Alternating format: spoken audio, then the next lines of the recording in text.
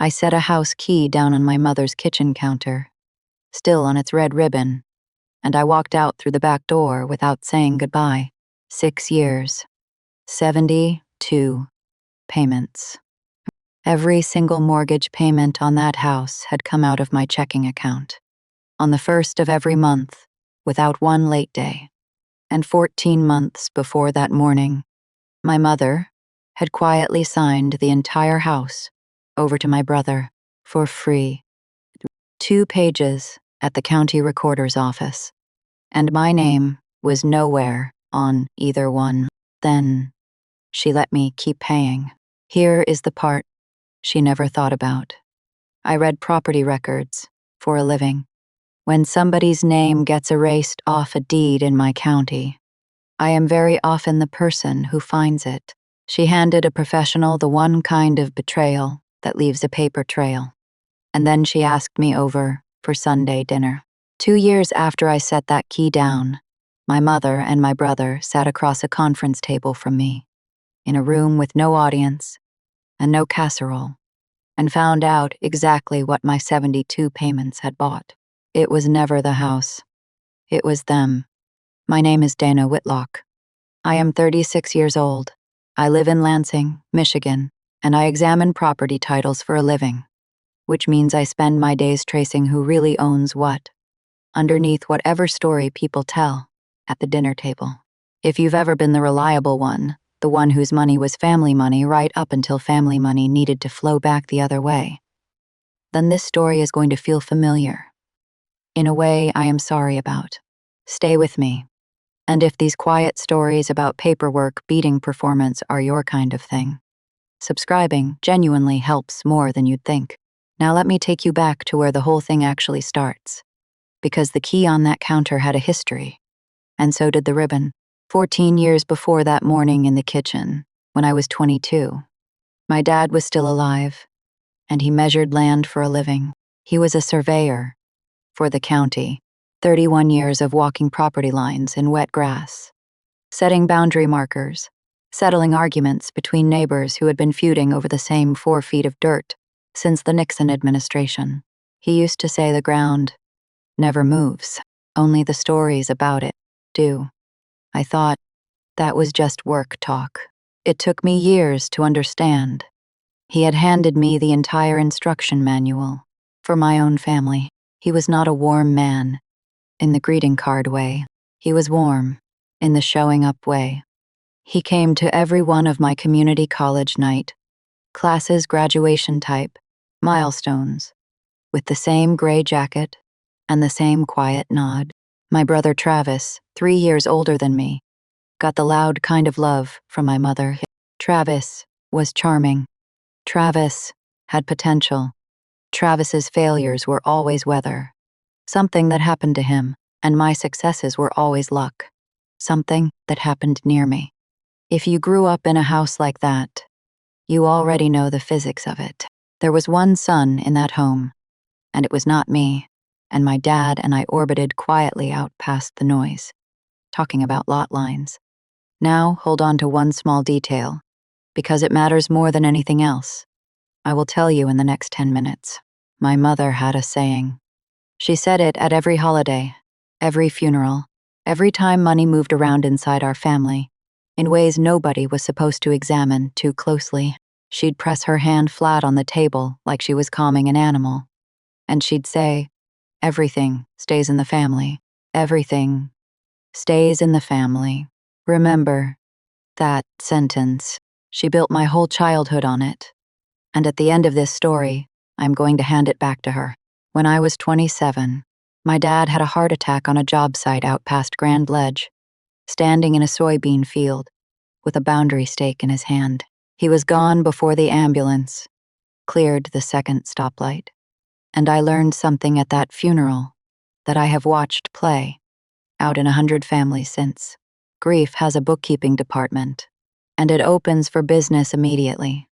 The funeral cost $11,000.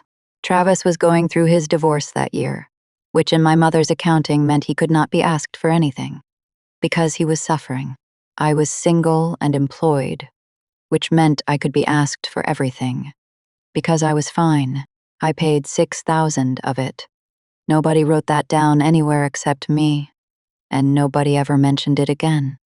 And I want to be honest with you. At the time, I didn't mind. I thought that was what love looked like. Being the one who could absorb things. 8 months after the funeral, my mother called me on a Tuesday night, and her voice had a wobble in it that I had never heard before, not even at the graveside. She had let the house payment slide. 3 months behind. There was a letter from the bank on her table with wording in it that scared her, and she read it to me over the phone twice. And then she said the sentence that redirected the next 6 years of my life. She said, "I can't lose your father's house." That house was a story I believed in too. My dad had rebuilt half of it with his own hands, one drooping weekend at a time, so that Sunday I drove over, and we sat at the kitchen table, and my mother did something she almost never did. She put a promise in writing. She tore a sheet off a yellow legal pad, and in her looping church bulletin handwriting, she wrote it out. "If Dana helps with the mortgage while I get back on my feet, this house will be hers one day. We will add her name to the deed as soon as the refinance goes through." And then, underneath, like a signature and a sermon at the same time, she wrote her sentence, "Everything stays in the family." She signed it. She dated it. She slid it across the table with a wet laugh and said, "There, now it is official. You are such your father's daughter. I want you to notice what I noticed, only much later." She was not mocking me when she wrote that page. She was managing me. She knew exactly what a written promise would do to the daughter of a man who trusted markers in the ground more than words in the air. That yellow page went into a plastic sleeve in my filing cabinet that same night, between my car insurance and my dad's funeral receipts. Keep the picture of that sleeve somewhere in your mind. It comes back. Then, she did one more thing. She went to the junk drawer, took out a spare house key, and threaded it onto a length of red ribbon left over from some ancient Christmas. She pressed it into my palm and folded my fingers over it and said, "This is your house too, Dana. Come anytime. I leave the porch light on for you. The key on the red ribbon, the porch light, her sentence on the yellow page. Those 3 things are the whole story. Everything else is just dates and dollar amounts." The payment was $900 a month. I set it up as an automatic transfer on the 1st, straight from my account to hers. Memo line. House. 1 word. I was 28 years old, making decent, but not remarkable money. And $900 was my gym membership, my someday vacation fund, my own future down payment. All of it redirected. I told myself it was temporary. Get back on my feet, she had said. Feet, I assumed, took a year, maybe 2. The 1st of the month came, and the transfer went. And the next.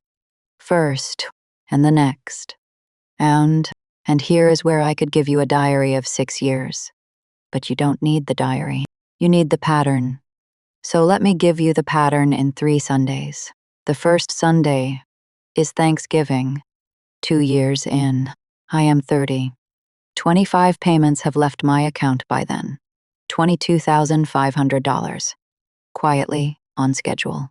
That afternoon, Travis carves the turkey in my dad's old spot, and at some point he mentions he pressure washed the driveway last month, and my mother puts down the gravy boat, takes his face in both hands, and says to the entire table, "I don't know what I would do without this man. He takes such good care of this house." And every head nods. And I sat there with my fork in the green beans, doing the one thing I would keep doing for 4 more years. The math, silently, and nothing else. If you have ever been applauded past at a table you were quietly paying for, I need you to know I see you. And it does something to a person. It teaches you that in some families, Help only counts if it is loud. And since we're being precise, let me put one more marker in the ground before we move on, because it completes the pattern. The Christmas after that Thanksgiving, my mother gave Travis our dad's pickup truck. Just gave it to him in the driveway, with a bow from the dollar store on the mirror, while I stood on the porch holding a casserole dish. It was worth maybe $9,000, and I did not want the truck. I want to be clear about that. I have nowhere to put a truck. What I wanted was to have been asked. What I wanted was one adult in that driveway to wonder, out loud, for even a second, whether the daughter wiring $900 a month into this household might have a stake in how my father's things got distributed. Nobody wondered. My mother watched Travis back it out of the driveway, leaning on the horn, that bow flapping, and she turned to me with her eyes shining, and said it again, hand pressed to her chest this time. Everything stays in the family. And I nodded, and I carried my casserole inside. And on the drive home, I caught myself doing something I want to name for you. Because if you've lived this, you did it too. I caught myself building her defense. She is grieving. Travis needs it for work. It is just a truck. The responsible child of a one-way family becomes, over time, the antagonist's best unpaid lawyer, arguing their case inside your own head, free of charge, at all hours. It took me years to fire myself from that job. Consider this video my letter of resignation. Submitted late, but submitted. The second Sunday isn't a Sunday at all. It is a Wednesday, but it matters because it is when Ruthie enters the story. And thank God she does. 2 years into the payments, the accounting firm I worked for lost its biggest client and cut my department. I spent a scared month sending resumes, and one of them landed at a title insurance company downtown, and the woman who interviewed me was a 61-year-old escrow officer named Ruthie, with reading glasses on a beaded chain and a handshake like a door closing firmly. An escrow officer, if you've never bought a house, is the neutral referee at a closing, the person who holds everybody's money in the middle, so nobody can cheat anybody while the paperwork lands.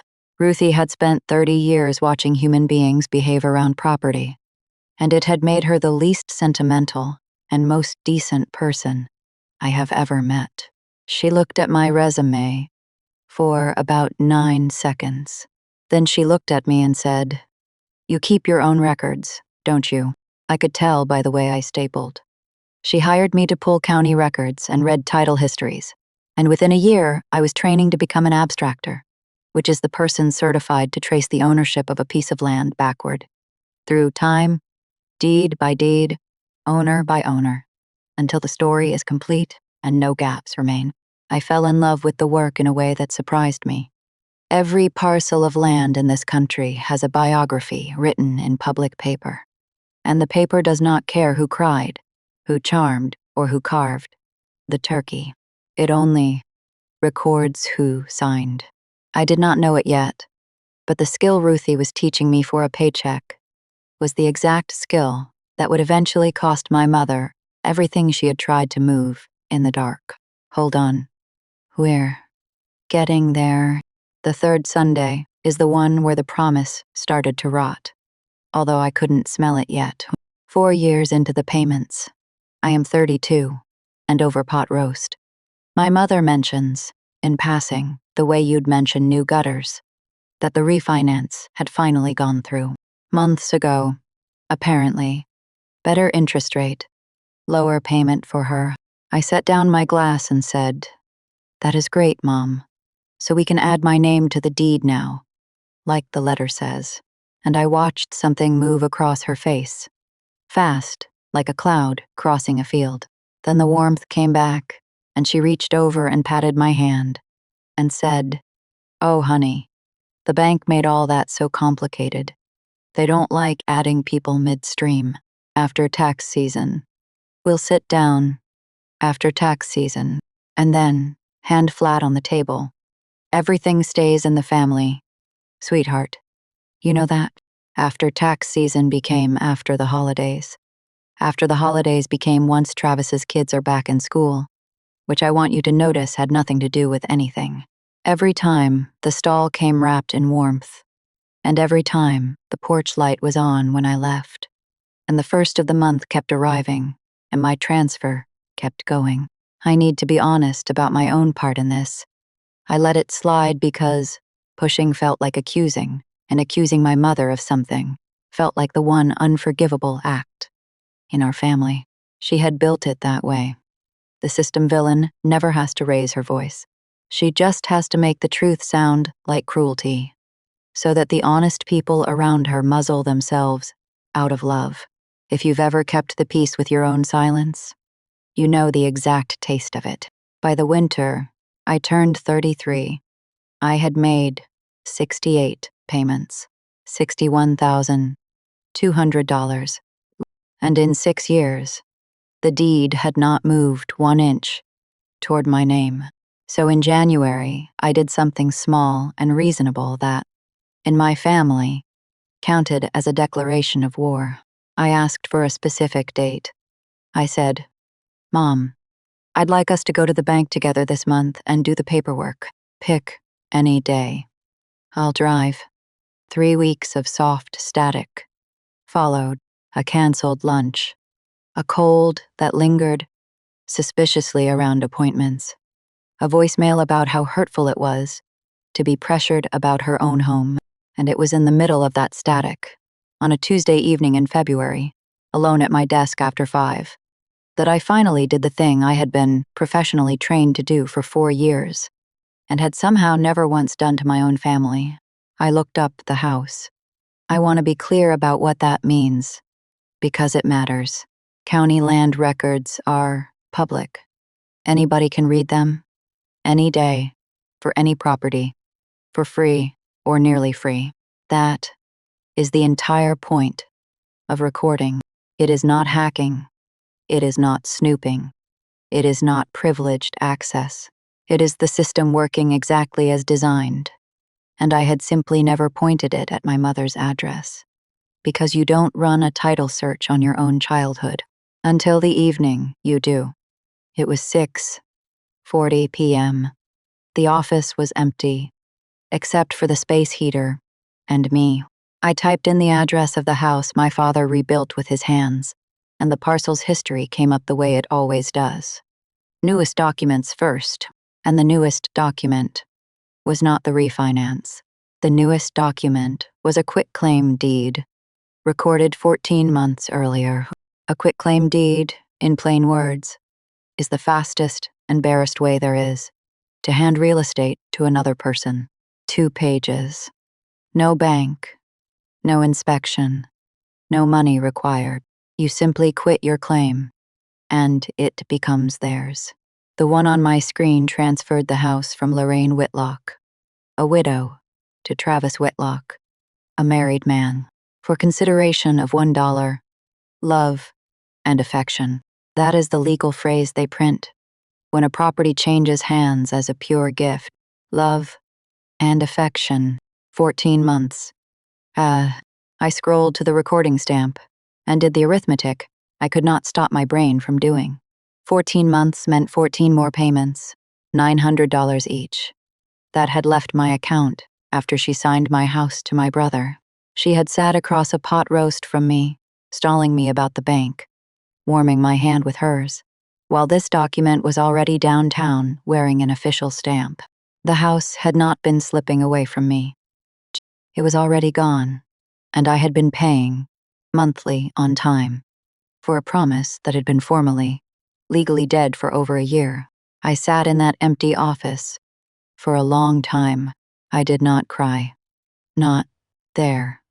I printed 2 pages, and I noticed my hands were extremely calm, which frightened me a little.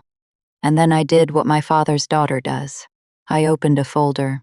Before I take you into that Sunday, the last Sunday, I want to ask you something, because the comments on stories like this are half the reason I tell them. If you have ever been the invisible one, the one whose money or labor or steadiness got absorbed into a family like water into sand, while somebody louder got the credit, put the single word invisible in the comments. I read every one of them, and I promise you, you are going to feel less alone by the end of that comment section than you have felt at some holiday tables. Now, the last Sunday, 5 days after that Tuesday at my desk, I drove to dinner like always. I had spent the week deciding something important, and I want to hand it to you, because it is the most useful thing in this whole story. I decided I was not going there to win the argument. I was going there to run a test. One question, asked plainly, to find out one thing. When she had no room left to stall, would she tell me the truth? I got there at 4 p.m. Pot roast again. Travis's family was out of town, so it was just the two of us, which I had chosen on purpose, because I had watched my mother perform for audiences my whole life, and I wanted the version of her that played to an empty theater. We ate. She talked about her neighbor's knee surgery, and when the plates were cleared, at about 4:50 p.m., I put my napkin down and said, calmly, "Mom, I need to ask you one thing, and I need the real answer. Is your name still on the deed to this house?" The pause was under 2 seconds, but I have replayed it for years. And then my mother looked at me with her warmest face, the face from the yellow legal pad, the face from the red ribbon, and she said, "Of course it is, honey. Why would you ask me something like that?" There it was. Not a stall. Lie damn. Not a dodge. A flat lie, delivered with love in her voice, to my face, over her own table. I said, "Because on a Tuesday 14 months ago, you signed a quitclaim deed giving this whole house to Travis for $1, and it is recorded downtown. And I've read it, because reading recorded documents is what I do for a living. And since it was recorded, I have paid you 14 more mortgage payments." I watched the warmth drain out of her face and something else arrive. And I need you to understand what the something else was. Because it was not guilt. It was irritation. The irritation of a person whose system has been inconvenienced. She recovered in seconds, the way lifelong managers of other people do. And what followed was a masterclass I could teach from today. She never yelled. She got quieter, more wounded, more reasonable with every sentence, and every sentence was a brick. "You are being dramatic, Dana. Travis has children. He has a family to think about. You are single, sweetheart. You don't need a house like this. Those payments, honey. You are living your life. Think of it like rent you'd have paid anywhere, and you'll always have a home here. Nothing has changed. Everything stays in the family." There it was. Her sentence. And standing in that kitchen, I finally heard it correctly. For the first time in 34 years, everything stays in the family had never once meant everything is shared. It meant everything flows to the center, and the center was never going to be me. I was not in the family that things stayed in. I was the family that things came from. I did not scream. I did not cry. I did not list my 68 payments, or produce my folder, or perform my hurt for a woman who would only have filed it as evidence of my instability. I have one moment of pride in this whole miserable story, and this is it. I looked at her for a moment, and I said, "Okay, Mom, just okay." And I took my keys out of my coat pocket, and I worked her house key off the ring, still on the red ribbon she had tied herself, and I set it down on the kitchen counter, on the yellow laminate my father installed, and I straightened the ribbon, out of some habit of tidiness I will never fully explain. And I walked out through the back door. It was 5:20 p.m., a cold February evening. Already dark. The porch light was on. I remember standing in the driveway for 1 second looking at it. That warm bulb she had spent 6 years telling me was for me. And understanding that a porch light is not a promise. It is a decoration. Anybody can leave a light on. It costs about $1 a month. I made it 11 minutes down the road, pulled into a grocery store parking lot, turned the engine off, and cried for what the clock says was 4 minutes, alone in the dark, between a cart corral and a mattress store. That is the only time I cried in this entire story, beginning to end. And when the 4 minutes were over, something in me was different, in a way I can only describe like weather. The grief front had passed through. What settled in behind it was cold and clear and very, very patient. The next morning, a Monday, I did 2 things before 9 a.m. I canceled the automatic transfer, 6 years old, 72 payments deep. And I want to tell you about the first of the following month, because nobody warns you about this feeling. The first came, and nothing left my account. And I sat looking at my own balance, like it was a stranger who had wandered into my kitchen. $900. Still mine. It was the quietest rich I have ever felt. The second thing I did was walk into Ruthie's office, close the door, and tell her all of it. The letter, the ribbon, the quitclaim, the 14 months. Ruthie did not gasp, and she did not hug me, and she did not say, "I am sure your mother loves you in her own way.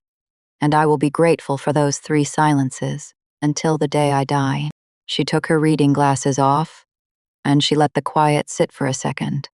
And then she said the sentence I have repeated to myself, probably 1,000 times since. She said, "Honey, title is just love that got written down. You've already read what they wrote. Now believe it. Title is just love that got written down." In 30 years of watching families at closing tables, that is what Ruthie had distilled.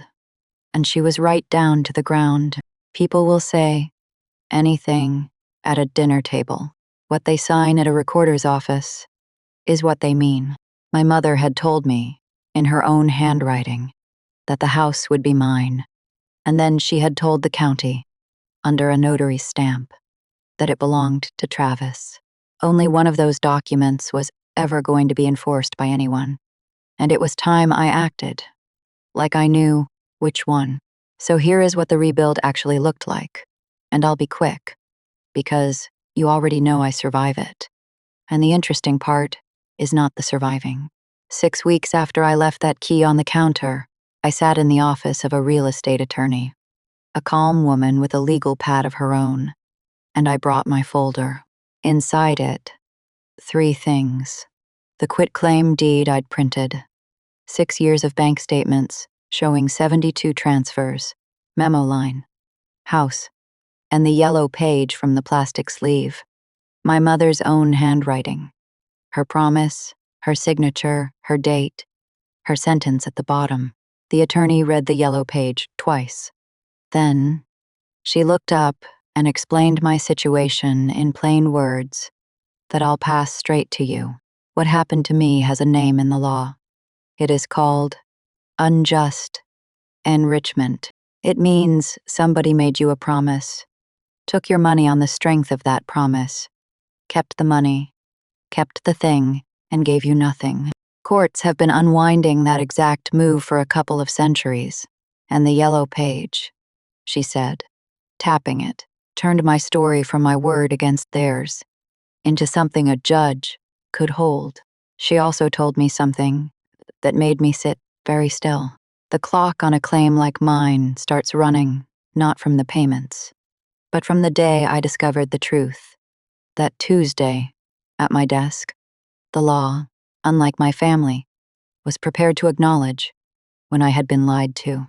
We sent 1 letter, formal, polite, certified mail, laying out the payments and the promise and asking, in lawyer language, that we resolve this like adults. And I want to tell you exactly what my family did with that letter, because it explains everything that happens later. Nothing. My mother never replied. What came back instead, through the family grapevine, was mockery. Travis told a cousin, who told me that little Dana had hired herself a lawyer over some rent. At Easter, which I did not attend, my mother reportedly held up her hand at the table and said she would not discuss the ugliness. And everyone understood the ugliness was me. They had decided I was a tantrum, something that would blow itself out. And here is the part of this story where I need you to lean in, because this is the move everything else depends on.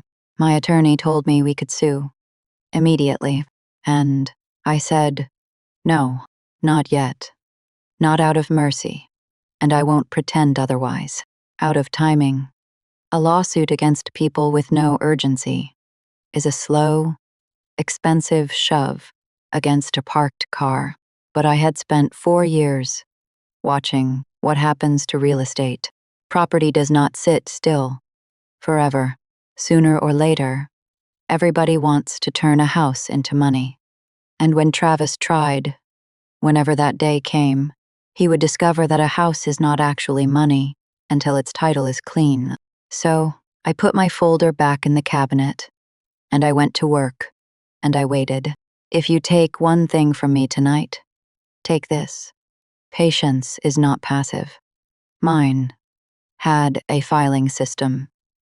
The waiting years were, honestly, good years, which nobody tells you is possible. I passed my abstractor certification.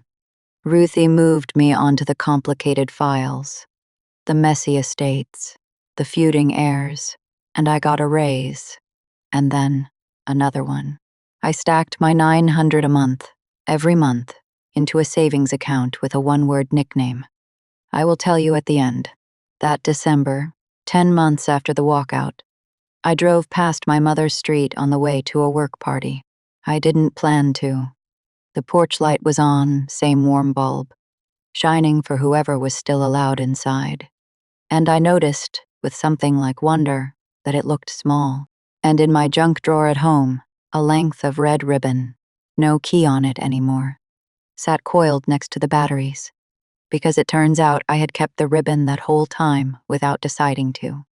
Remember, it is there. We're not done with it. 18 months after I set the key on the counter, on an ordinary Thursday at 10:40 a.m., a new title order came into our office, the way 40 of them do every week. Sale, pending, purchase price, $259,000. Seller, Travis Whitlock, and an address I would know, upside down in the dark. He was selling my father's house. I found out later he'd gone under contract on a brand new build-out in a subdivision, one of those beige developments, where the trees are still on sticks, and he had put $10,000 down on it, and the whole plan leaned on my parents' house, selling fast. He needed this closing. His new life was already ordered, like furniture. Now here is a moment I am genuinely proud of, and I want to walk you through it slowly, because it is where this story could have gone very wrong. That file was sitting in my company's system. I had the training to read every line of it, and I want you to hear this clearly. I did not touch that file. Not one page. The moment I saw the address on the intake list, I stood up, walked into my manager's office with Ruthie as my witness, and disclosed, in writing, that the seller was my brother, that I had a personal financial claim connected to that property, and that I needed to be walled off from the order completely. It took 11 minutes and one signature, and some of you may be thinking, Dana, that was your moment. You had your hands on his closing, and that is, exactly, backwards. If I had touched that file, everything that happens next could be dismissed as the bitter sister abusing her job. My power in this story never came from having access. It came from being spotless.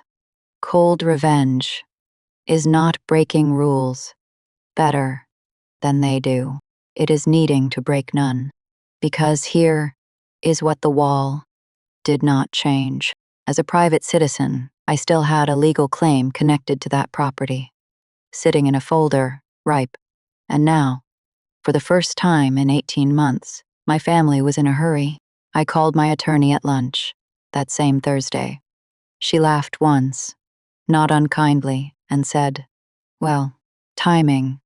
Within a week, we filed the lawsuit we had drafted long before, and alongside it we recorded a document called a lis pendens. And I am going to slow down and explain it, because this little 2-page filing is the trapdoor the whole ending swings on. Lis pendens is old legal Latin, but what it means in practice is beautifully simple. It is a public notice, recorded against the property itself, that says this real estate is the subject of a live court case. That is all it does. It doesn't seize anything. It doesn't accuse anybody of a crime. It just tells the truth, in the one place everyone is required to look. But think about what that truth does. Every buyer's title gets searched before closing. That is the entire industry I work in. And no title company will insure, and no lender will fund, a property that might be dragged back into court, because if my claim won, the buyer could inherit my fight. A lis pendens on a title is a lit road flare on a driveway, perfectly legal, perfectly visible, and no one, anywhere, drives past it. Travis's buyer's title search came back 9 days before closing. The search performed, I'll note, by a different company entirely, with my former employer's wall holding exactly as designed. And their agent read it and made one phone call, and the buyers did what every buyer in America does when the flare appears. They walked, contract dead. And Travis, who had a $10,000 deposit riding on a new build that required this sale, discovered in a single afternoon that the house he'd been handed for love and affection had a lien of truth on it, filed by the sister he'd called a tantrum, and that she had done it without ever raising her voice, without ever touching his file, without breaking one rule of her profession, or one law of the state of Michigan. That evening, my phone lit up for the first time in a year and a half. 7 calls from my mother, between 6 p.m. and 9 p.m. I watched each one arrive and go to voicemail, and I sat on my apartment floor with a cup of tea, and I felt the thing I had waited 18 months to feel, and I will not lie to you and call it peace. It was gravity. For 6 years, everything in that family had flowed toward the center, and for the first time in my life, I was the center, and I hadn't pulled a thing toward me. I had simply stopped the flow and let the paper speak. The voicemails were an education in themselves. The first was warm. "Sweetheart, there has been some kind of misunderstanding with the house. Call me back." The second was wounded. The third mentioned what this was doing to her health. The fifth was Travis, and Travis skipped warm entirely and went straight to "How dare you? You are destroying this family over money," which, coming from a man who had accepted our father's house in secret for $1, remains the single most impressive sentence I have ever heard a human being say. Without laughing, I did not return any of them. My attorney sent one line to the lawyer. They finally hired. Our filing speaks for itself. We look forward to the settlement conference. The settlement conference happened 5 weeks later, on a Tuesday at 10 a.m., in a conference room at a mediation office, with carpet the color of oatmeal and a pitcher of water nobody touched. This is the room from the beginning of this story. My mother wore her church coat. Travis wore his interview shirt. Their lawyer sat between them, like a fence. And this is the moment I had promised myself in a grocery store parking lot 2 years earlier. So let me tell you exactly how I spent it. I did not give a speech. I did not bring up my childhood. When the mediator invited our side to lay out the claim, I asked my attorney if I could walk through the exhibits myself, and she slid the folder over, and I stood up, and I laid my case on that table 1 page at a time, in numbered statements, the way you'd read a survey. 1. I set down the quitclaim. 2 pages. This is the deed my mother signed, transferring the house to my brother for $1. Love and affection. Recorded on a date I read out loud. Nobody disputes this document. It is theirs. 2. I set down the transfer list. 6 years of bank records, 72 lines highlighted, and I said the numbers plainly because they had earned being said in full. $900 a month for 72 months. $64,800. And then I translated it for the room. That is a 20% down payment on a home of my own that I did not buy. Because I was buying this one. 14 of those payments, I said. $12,600. Left my account after the date on the deed in Exhibit 1. I looked at my mother for the first time. Then, she was looking at the pitcher of water. 3. I set down the yellow page in its plastic sleeve, and the room got very quiet, because there is nothing a lawyer can do about their own client's handwriting. I read it out loud, all of it, at the speed of a person reading a psalm. If Dana helps with the mortgage while I get back on my feet, this house will be hers one day. We will add her name to the deed as soon as the refinance goes through. Everything stays in the family. And then I said, the only unscripted sentence I allowed myself in that entire room. I said, I am not here to argue about whether you love me. I am here because you wrote something down. Where I work, that is the part that counts. And then I sat, and I informed, and I did not argue. Our terms were on one page. Repay the $64,800 plus interest from the day of discovery, a total of $72,000 even, and the lawsuit ends. And the Les Pendens is released the same hour. The money clears. Or don't.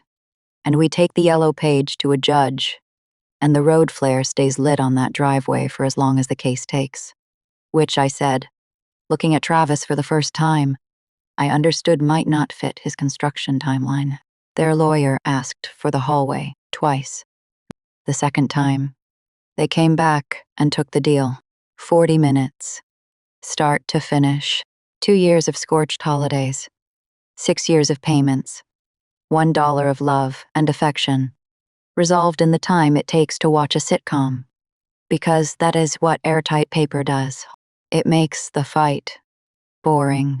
My mother did not speak to me once. In that room, as the folders were closing, she finally looked across the table and said, quietly, with the wound dialed all the way up, I hope you are happy. Dana, you've put your own mother out of her house. And I want to give you my answer word for word, because I had 2 years to choose it. I said, no, Mom. You put both of us out. I just recorded it. Here is what the consequences looked like from the outside. Delivered flat, the way the county would record them. To raise my settlement, the house went back on the market, because Travis had no $72,000, and my mother would not touch her accounts. It sold 4 months later for $14,000 less than the first contract, to a young couple, and at that closing, handled by an escrow officer at another firm, the neutral referee in the middle. My $72,000 was paid to me by wire directly out of the sale proceeds, before one moving box was taxed by daylight. Paperwork took my money for 6 years. Paperwork handed it back. Travis lost his $10,000 deposit on the new build when his timeline collapsed, and the beige house went to someone else. And my mother, who had signed away the house to keep everything in the family, watched the family lose the house entirely, to strangers, with her daughter's repayment printed right there on the closing statement. A single line, like a memo that finally got read. She moved into Travis's spare room. As far as I know, she is there today, in a house that has one porch light, and I have never once driven past it. The escalation afterward went exactly the way these things go. And if you are in your own version of this story, write this pattern down, because they all follow it.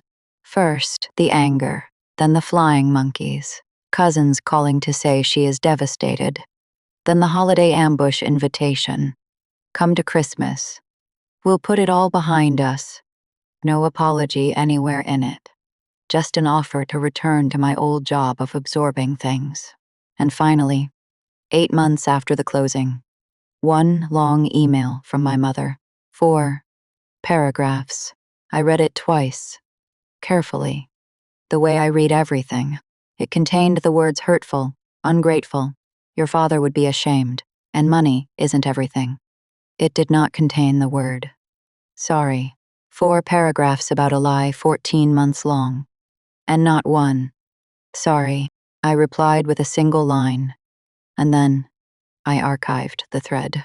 I wrote, everything stays in the family. Mom, you should be more careful what you record. Now let me tell you what I actually won, because it was never the 72,000. And if you've listened this far, you already suspect that. Do you remember the savings account with the one-word nickname? The account where I stacked my $900 a month, every month, for the 2 years after I walked out. I named it Stakes, as in boundary stakes. The steel markers my father spent 31 years driving into the ground, so that no one's story could quietly move the line on anyone else, ever again. By the time the settlement wire landed on top of it, stakes held enough, and 11 weeks after my mother's house sold to strangers, I sat at a closing table on the other side of town. As the buyer, for the first time in my life, it is a small brick house on a corner lot, built in 1952, with a crooked maple and a kitchen that gets the morning. Ruthie handled my escrow herself, and she wouldn't hear otherwise. And when the last page was signed, she took her reading glasses off and shook my hand like a door closing firmly and said, "Congratulations, honey. Go read what you wrote. Because that is what a deed is, in the end." Mine says Dana Whitlock, a single woman, and no one in this world can warm my hand at a table and make that sentence untrue. Title is just love that got written down. I finally wrote some to myself. The first night in that house, before the boxes were open, I did 2 things. I went to the junk drawer box and I found the length of red ribbon, the one I had kept without deciding to, and I threaded my new house key onto it, and I hung it on a nail by my own back door. Same ribbon, different meaning. The first key on that ribbon was a prop, a thing handed to me to keep me paying, and it was never really mine, because the person who gave it could ask for it back. And in the end, I had to surrender it on a laminate counter to buy my own dignity. This key is not a prop. Nobody issued it to me. Nobody can recall it. It hangs on the ribbon my mother tied, which I consider the only inheritance she ever actually delivered. And every time it moves against the door, I am reminded that the same object can mean captivity or freedom, depending entirely on whose name is on the page behind it. And then I walked outside, in the dark, in the cold, and I turned on my own porch light. I stood in my own driveway and looked at it for a while. It is just a bulb. It costs about $1 a month, but it burns on my meter now, above my door, on my land. And it is not a decoration, and it is not a leash. It is a boundary stake, made of light. It marks the property line of a life, and I am the only one who decides who crosses it. One thread survived, and I protect it carefully. Travis's oldest, my niece June, was 11 when all of this ended, old enough to notice which adults went quiet around her questions. Her mother, my former sister-in-law by then, decided on her own that June didn't have to inherit the family's version of me, and June and I have a standing arrangement. Pancakes, one Saturday a month, at a diner exactly halfway between our houses, neutral ground, like an escrow for love. Last month, she slid a folded drawing across the table, the way other people in this story slid documents, and it was my little brick house, crayon maple and all, with a yellow dot glowing by the door. She'd drawn the porch light on. She has never been told why that undid me, and she doesn't need to be. Some records you keep sealed. I don't hate my mother. I want to say that plainly, because this genre loves hate, and hate was never what any of this ran on. What I feel is closer to what I feel about a completed title search. The history is traced. The gaps are closed. The story of who owned what, and who paid for what, and who signed what, is finally accurate. And an accurate record doesn't need my anger to stay true. It just needs to stay on file. She taught me that everything stays in the family, and in the end, she was right. More right than she ever intended. Everything did stay in the family. The house, the money, the porch light, the key, the ribbon, all of it stayed in the family. She just never imagined that I would be the one who got to decide, at last, how big my family is, and who is in it. It is small. It is a retired escrow officer and an 11-year-old with crayons. And me. The title is clean. And every night, the light is on. That is my story. 6 years of payments, 2 pages downtown, 1 yellow page in a plastic sleeve, and a key that came home on the same red ribbon it left on. If somebody in your life is quietly paying for a promise no one intends to keep, share this with them. Because the day I learned my family's dinner table words meant nothing was the day the recorded ones started working for me. Tell me in the comments what your yellow page would say. Put the word invisible down below if that table felt familiar. And subscribe if you want more stories where the quiet ones read the fine print and win. Thank you for staying with me. Go check what is recorded and leave your own light on.